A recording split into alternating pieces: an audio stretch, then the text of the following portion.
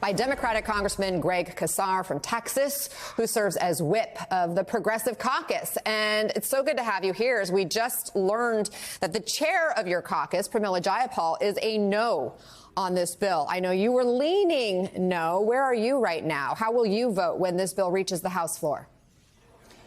Thank you, first of all, so much for having me on.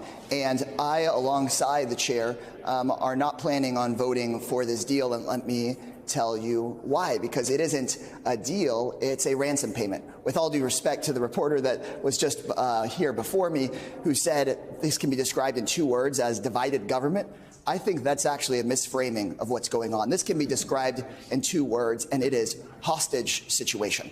We have been under divided government many times, but this is the first time where up to the very last day right now, you have members of one of the 2 parties, the Republican Party, advocating for default. You have every single Democrat united against default. And so what you're going to see is have this bill will pass. We will avoid default. It will be thanks to the unity of Democrats pushing against default. And there will be progressives, including myself, who continue to hold the line against these sorts of hostage situations and the damaging parts of this bill that McCarthy managed to push through. So what is the whip count right now from the Progressive Caucus as far as no's and yeses? Yeah, the final whip counts aren't released unless there's a decision from our members. But what you can expect is that there will be some Democrats that vote yes on this deal and some Democrats that vote no. But there's actually quite a bit of Democratic unity. I just stepped out of the Democratic caucus meeting because there are 2 goals here. 1, stop catastrophic default that is being pushed by the most extreme right parts of the Freedom Caucus, like Lauren Boebert.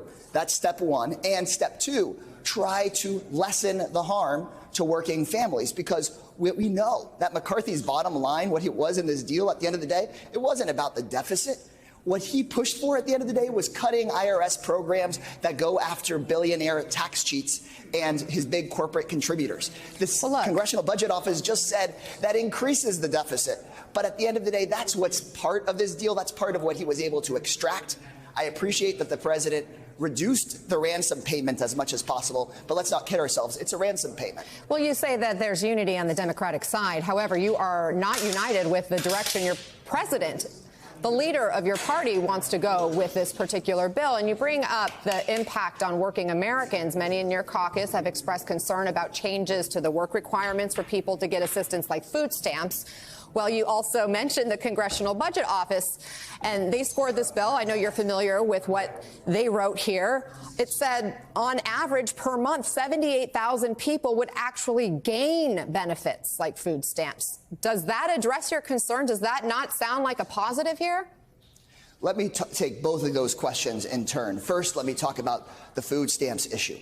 What Kevin McCarthy went and pushed for and held the entire American economy for ransom over. Let's be clear, this isn't just a government shutdown, which would have been a bad thing. This was millions of people losing their jobs, people at home potentially losing all their savings. What he threatened all of that over was kicking some 53 and 54-year-olds off of food stamps, and then the president negotiating to get some veterans and folks experiencing homelessness on to slightly balance it out. I mean, how ludicrous is that? The food stamps program, for folks watching at home, provides people $2 per meal just to make sure they're not hungry. And what the Republicans went and did is say, let's take those $2 a meal away from 50 to 54-year-olds. The president was able to negotiate in some people while other people are losing it. That is absurd, and that's why we have to avoid a default crisis, which I think will get done tonight. That's what everybody's expectation is. But we also have to draw the line and say, that's not okay. We can't do that ever again, where we're holding the entire American economy for hostage because Republicans want to kick a few people off of food stamps while they pad the pockets of their billionaire donors. You keep on using that word, being held hostage, and yet Republicans are saying quite the opposite. Take a listen to what Republican Congressman Bob Good told my colleague Peter Alexander. Well, Democrats are being told to suppress their enthusiasm for the bill behind the scenes. They don't want it to look too much, to be too evident it's a Democrat bill. So they're suppressing their enthusiasm and feigning some concern. But it's essentially a Democrat bill with everything that they wanted, which is a debt ceiling increase with no conditions, essentially. What's your response to that?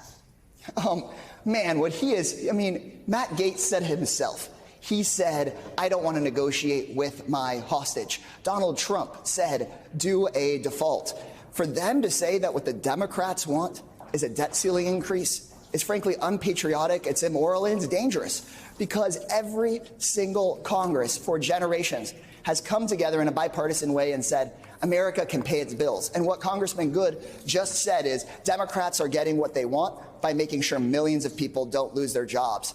That is absurd. We need to be back at a place where we have a country where both parties agree that America won't default and that we won't harm people for political purposes. Congressman Greg Casar, thank you so much for taking the time. Really appreciate it.